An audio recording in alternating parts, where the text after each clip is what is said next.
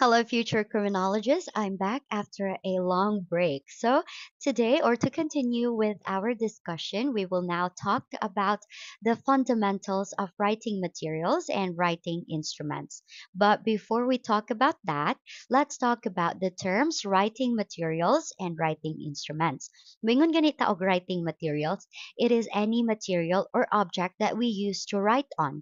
So, to put it simply, yung tag-writing material, mo ni siya ang mga butang nga atuang suwatan. So, pwede papel, pwede cardboard, pwede manila paper, pwede bond paper, pwede yellow pad, pwede kahoy, pwede wall, pwede table, as long as mauna imuhang gi suwatan.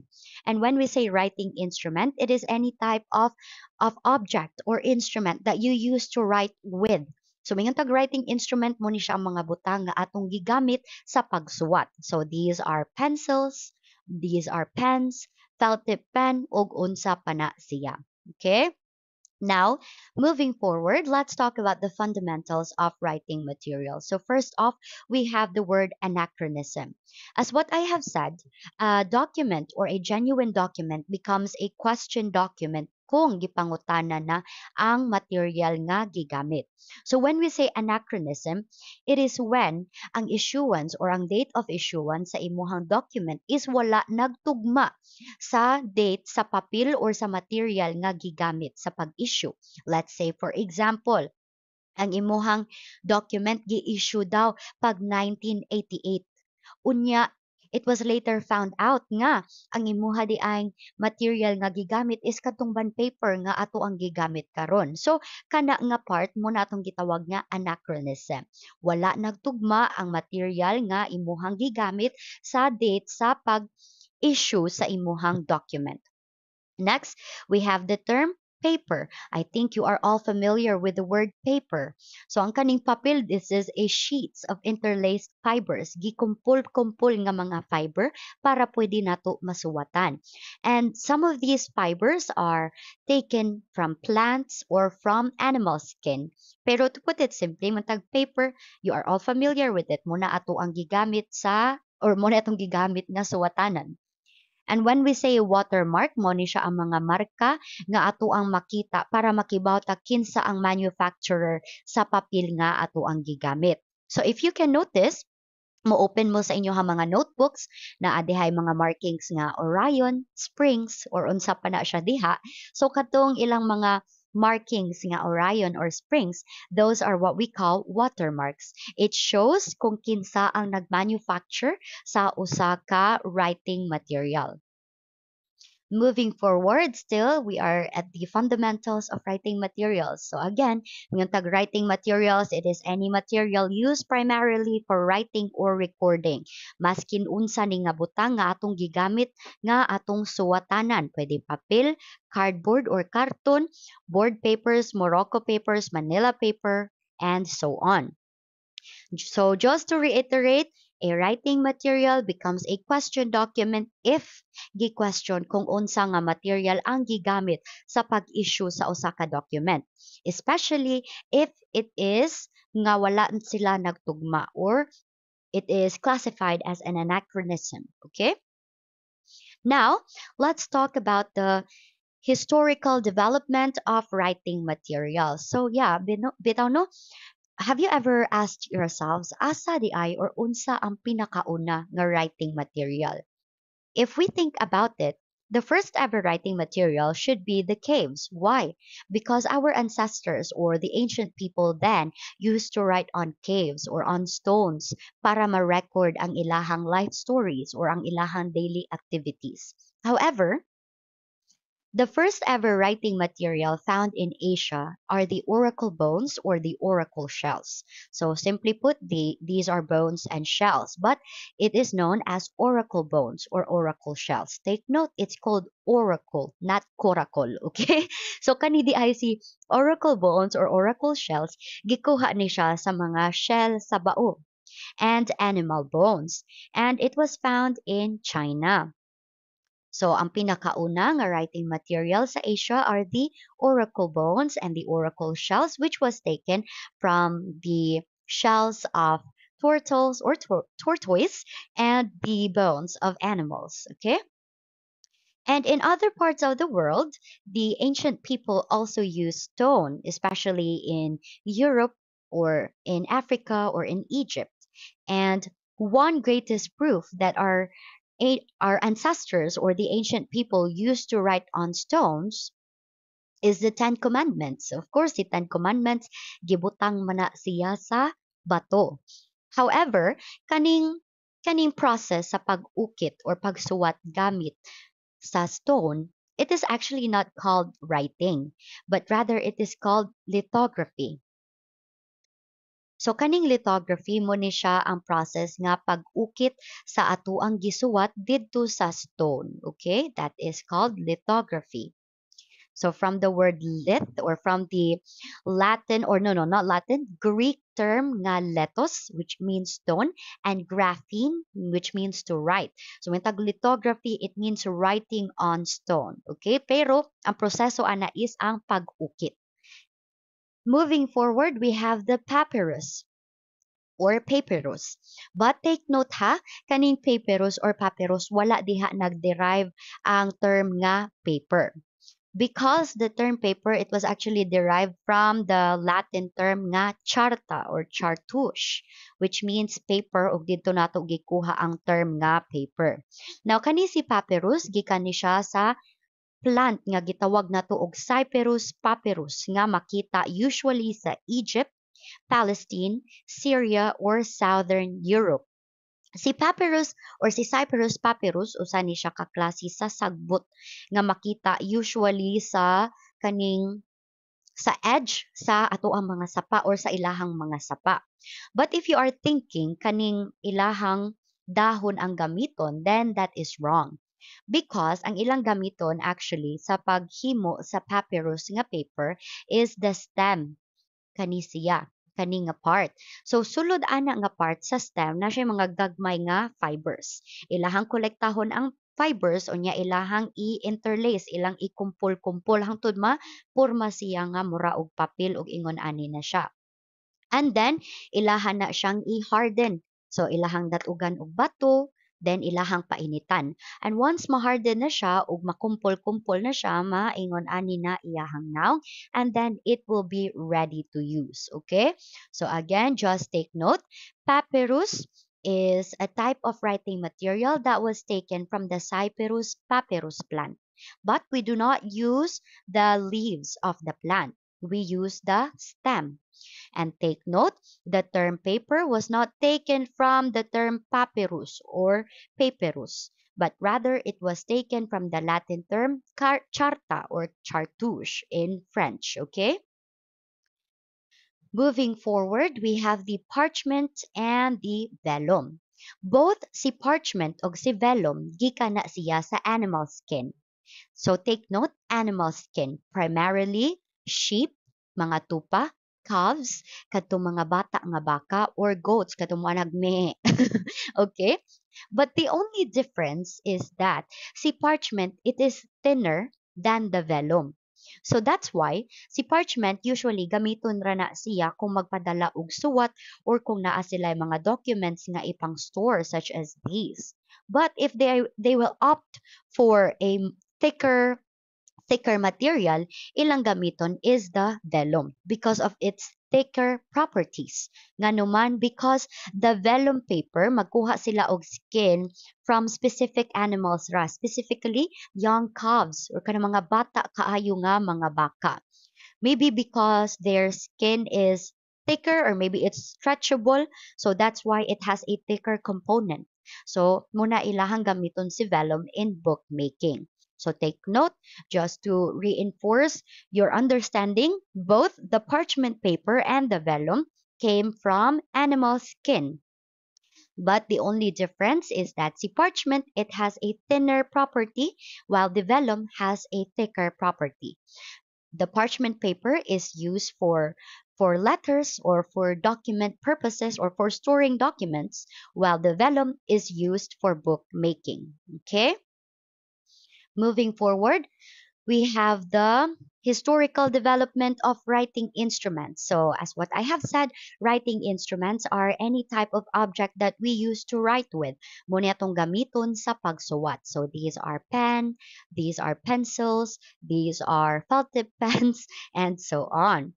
Now, come to think of it, what do you think is the first ever writing instrument? If you are thinking that the first ever writing instrument is the quill pen, then that is somewhat right. However, the first ever recognized writing instrument is the reed pens or the swamp reed pens. Gitawag siya og swamp reed pens tungod kay kani si swamp reed pens or si reed pen gikan ni siya sa usa gihapon ka sagbot nga gitawag nato og swamp reed.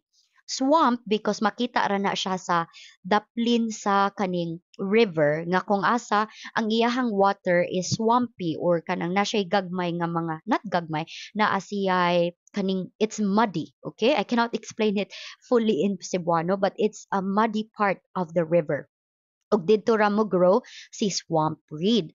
Now, ilahang i-harvest is kana gihapong stem ni swamp reed. And with the concept of pencils, same sa atong mga lapis, ilang buhaton is ilang i-sharpen to ang stem ni swamp reed and then naiuban pod nga ilahang kaning pinuhon ang edge or ang tip ni swamp reed.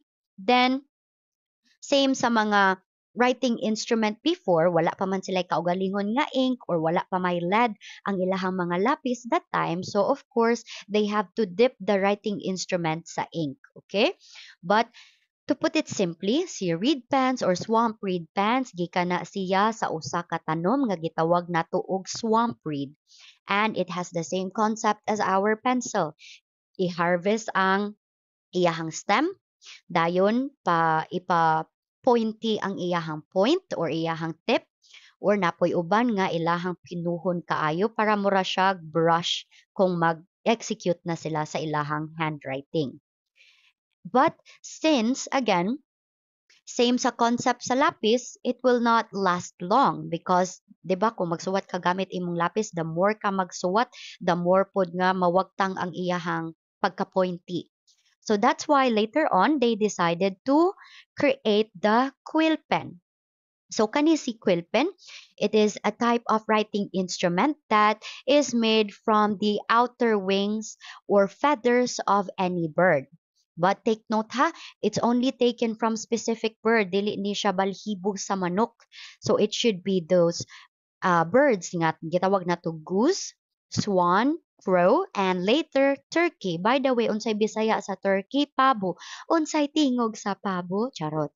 Anyway, si quill pen, again, muni siya ang klase sa writing instrument nga gikuha nato gikan sa feather, gikan sa balhibo sa usa ka klase sa bird or langgam. Nga gitawag nato og goose or gangsa, swan, I don't know the Bisaya sa swan, crow kaning mga uwak, and pabo. Okay? But why goose? Why swan? Why crow? Why pabo? It is because ang tip manggod or ang stem sa ilahang feather, it is thicker. So if you will inspect the tip or the stem sa feather sa usa ka manok, it is very thin and it will not be durable. So therefore, kung imo gamiton ang kaning balhibo or feather sa manok, it will be hard to execute your handwriting because it is very thin and ay possibility nga mabali siya. Whereas ang kaning stem sa balhibo or feather nila goose, swan, crow, and turkey is thicker. So it will be more durable. However, same with the concept of our pencil, the more ka mag-execute sa handwriting, the more gihapon siya nga makalas iyahang pagka-pointy. And therefore, dili siya mo lungtad ug dugay. That's why they decided to create the steel point pens. This is also known as the brazen pens. So kani si brazen pens from the word steel point. It means the pointy edge of our pen is made out of steel. It's made out of metal. And they were discovered by the Spanish calligrapher Juan de Iciar or Iciar. And it was patented by the English engineer Brian Duncan. Pero ayaw mo ka-stress, ana, because di na mo gawas sa board exam. Pero just to put it simply, si steel point pen or si brazen pens, usa na siya kaklase sa writing instrument that is made out of metal such as bronze or steel. Okay? But as what I have said, ang kadtong mga writing instrument before, wala pa man sila ilang kaugalingon nga ink reservoir, wala sila sudlanan sa ink. Of course, kung mag-execute sila og handwriting, ilahagya po ng i-dip dito sa ink. So, it will consume time. So, that's why later on, they invented, or Lewis Waterman patented or invented the fountain pens. So, kani si fountain pen, it functions the same as the steel point pen or the brazen pens. Why? Because iyahang tip is made out of steel. But the advantage of the fountain pen is na siya'y kaugalingon nga ink reservoir. When we say ink reservoir, butanganan sa ink. So kung magamit ka sa fountain pen, no need na ka mag-dip ana sa ink taga-execute nimo sa imong handwriting. Ano man kay same sa concept sa atong mga ballpen karon na ana siya'y ink sulod mismo sa writing instrument. And moving forward, we have the ballpoint pen. So the ballpoint pen is patented by John Loud. So ang kalahian ni ballpoint pen og ni fountain pen is iyahang tip. Kung si fountain pen ang iyahang tip is very pointy, si ballpoint pen iyahang tip is na ay bula or gamay nga bula dito mismo sulod sa iyahang writing instrument. Now, ang purpose ni ball diha sa ballpoint pen is for you to evenly spread your ink or to continually ink or to continually execute your handwriting without thinking nga mas smudge ang imuhang ink. So, kani si ball nga naa sa ballpoint pen, ang iyang purpose ra is to evenly distribute the ink and for your pen to continually ink itself. Okay? Moving forward, we have the fiber tip pens from the word fiber tip. It means ang iyahang tip or ang iyahang pointing edge, it's made out of fiber. And this was invented by Yukio Hori. Now, the only difference ni fiber tip pens is that ang iyahang tip, it's not made out of metal, it's not made out of ball, or it's not made out of feather, but it was made out of fiber. So, yung tag fiber, usa ni siya kaklase sa cloth or material. So, ang advantage ni fiber tip pens is motuhop siya og lain-lain nga klase sa color. So, pwede nimo siya ma-store kadugayan. So, si fiber tip pens, it is made out para na lain-lain nga color ang atuang writing instrument. Moving forward, we have the felt tip markers. So, kani si felt tip markers, mo na itong gitawag nga felt tip pen. Okay? So, kay Bisaya man ta atong siyang tawag pintel pen. Pero ang tawag dyan ana is felt tip pen. And same with fiber tip, ang iyahang tip or iyahang pointing nga part, it's made out of felt. So, ang kanang felt, lain po na siya nga klase sa cloth. Okay? And same with the fiber tip pens, ang iyahang tip motuhop og ink. So it can be stored for a long time. Moving forward, we have the composition and characteristics of ink. So anhinata sa pag-istorya about sa ink. So the first ever and the oldest form of ink is known as the Indian ink. Si Indian ink is also known as Chinese ink. And this is known as the most pigmented type of ink. Pentag pigmented, pinakabaga nga klase sa ink. Why? Because ang iyahang composition, it is made out of carbon black powder. Kanang carbon black powder, gitawag na natog soot or lamp black. Kung imong balihon ang soot, unya imuha siyang sabton sa Binisaya, bastos siya. Pero kung atong sabton, ang kaning soot mo na siya itong gitawag na takuling, no? For example, magluto ka gamit kahoy. Kaluto nimo gamit kahoy na anuos. Unya ang anuos mo pilit sa lubot sa imuhang kaha. Kadtong nipilit nga kadtong napilit sa lubot sa kaha nga takuling ato to siyang kuhaon nga mag-add ta og kaning vegetable gum or water or other nga mga ingredient para mahimo siya nga liquid. And mahimo na si Indian ink or Chinese ink. Again, gitawag siya og most pigmented type of ink because it is made out of carbon black powder or soot or lamp black. And if you want to control the pigmentation or the pigment of the Indian ink, mag-add lang ka continually og mga water. So if gusto ka nga lesser iyahang pigment, daghanon nimo ang tubig. Kung gusto pud ka nga baga kaayo siya, of course lesser imuhang water. Moving forward, we have the logwood inks. So kani si logwood ink, it is taken from a tree nga gitawag nato og logwood. Now, if you can notice, if ang kanang mga butang like the vegetable, like the fruit, kung magkadugay siya, imo siyang store og dugay, di ba mo itom siya kung mo decompose na siya. So, same with logwood inks. Ilahang i-harvest ang kaning middle nga part sa usa ka tree nga gitawag nato og logwood, mag-add sila og kaning potassium chromate. So muna siyang klase sa chemical nga ilang i-add para mo liquefy ang kadtong ilang na harvest nga logwood, and then it will be stored for some time, and later on mahimo na siya nga itom. So that's why pwede na siya magamit as ink. And next, we have the iron galatinate ink, also known as the iron gal ink. So kani si iron gal ink, gikan ni siya sa usa ka klase sa prutas or kaning, I don't know the term, but gikuha siya sa gallnuts, okay?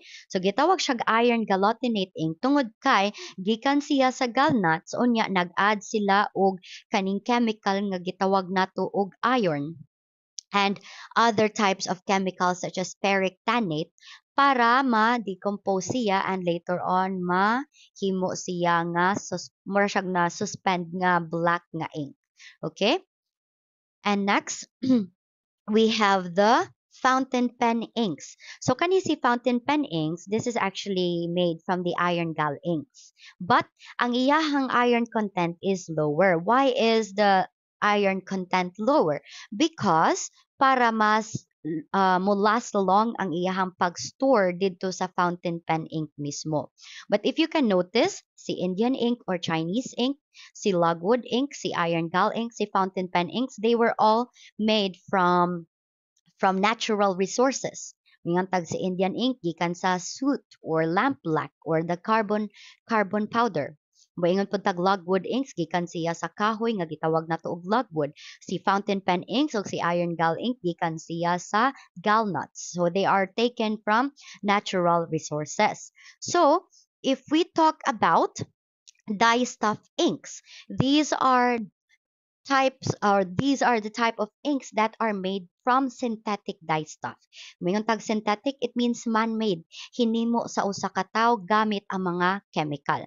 So kaning si dye stuff ink, gigamit ni nato siya for printing or for adding colors to our handwriting or to our pictures. Next, we have the water-resistant writing and drawing inks. So, kani si water-resistant writing and drawing inks, gikan gyapon ni siya sa synthetic inks or man-made inks. But the only difference is they added more kaning chemicals so that it will resist water. So if matuluan siya og tubig, dili siya ma-erase dayon. Why? Because it is water resistant.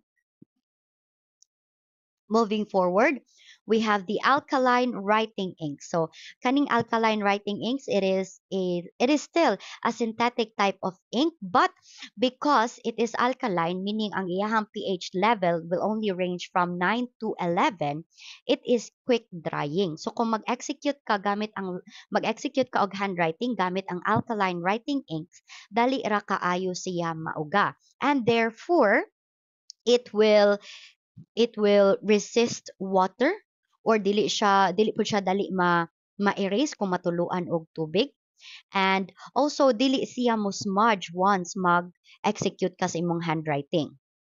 Next, we have the ballpoint pen ink. So kani si ballpoint pen inks, it is also made from the alkaline writing inks. Why? If you can notice, the ballpoint pen ink is actually quick drying as well, and it is also made from synthetic inks or man-made inks. Next, we have the stampad inks. So Si stampad inks, this is not used para sa ballpen or sa atoang writing instrument, but rather it is used for stamp pads. Nga kung asa si stampad motuhop ni ink o dayon ato siyang magamit to imprint our stamps. Okay? And this is also water resistant and it is somehow quick drying. Next, we have the hectograph ink. So, the hectograph ink, this is also a type of synthetic ink or man-made ink, and it very much resembles the stampad ink. But the only difference is kani si hectograph ink na siya kaning chemical composition nga pwede siya masuwat sa imuhang skin. But take note everyone, si hectograph ink dili na siya mao ang gamit nga ink sa pagtira sa tattoo ha. If you will go to a professional tattoo artist, na sila'y kaning sundanan gani, na sila'y kaning sundon nga drawing. So, ang first nila nga i-draw is the hectograph inks and then muna to ang mutira sila og tattoo. So, bali, ang kaning hectograph ink, gamiton ra na nila as kaning basis sa ilahang drawing. And lastly, we have the typewriter ribbon inks. Take note everyone, si typewriter ribbon inks, gigamitan na siya og Indian ink or Chinese ink. So it came from the lamp black or soot. It is necessary for the typewriter ribbon inks to be very pigmented tungod kay it should be stored and dapat high iyahang pigmentation or iyahang pigment tungod kay og kung mag-type ka gamit ang typewriter dapat ang imuhang character mo imprint didto sa imuhang bond paper or sa imuhang writing instrument. But the only difference with the Indian ink or Chinese ink with the typewriter ribbon inks, si typewriter ribbon ink is naa si or high iyahang suspender. Nung tag suspender mo ni siya nga dili liquid ang iyahang form. So mo solidify siya or mo suspend siya diri sa atoang ribbon. Okay? So overall, those are just the historical development of our handwriting materials, our handwriting instrument, and of course our ink or the composition of our